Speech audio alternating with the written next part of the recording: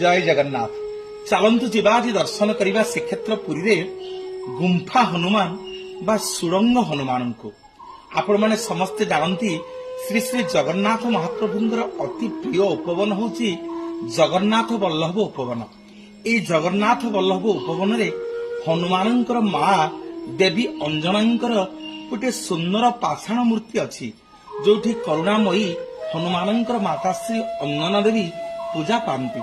माँ अंजनांकर एई प्रतिमूर्ति ठारू जगन्नाथ महाप्रभुंकर मंदिर पर्यंत ए जगन्नाथ वल्लभ उपवन ठारू श्रीमंदिर पर्यंत माटी तले गोटे सुरंग अच्छी बोली शुणिले आपण माने आश्चर्य हेबे।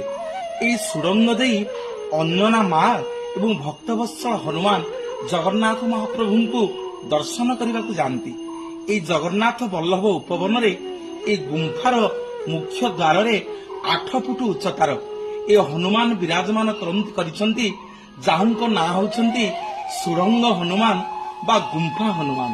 केतेबेले जगन्नाथ महाप्रभु को दर्शन करने को गले ए सुरंग हनुमान पाखरे आपण माने जहा मानसिक करिवे जहा मागिवे ए सुरंग हनुमान अविलंबे आपण मानकर मानसिक पूर्ण करिवे।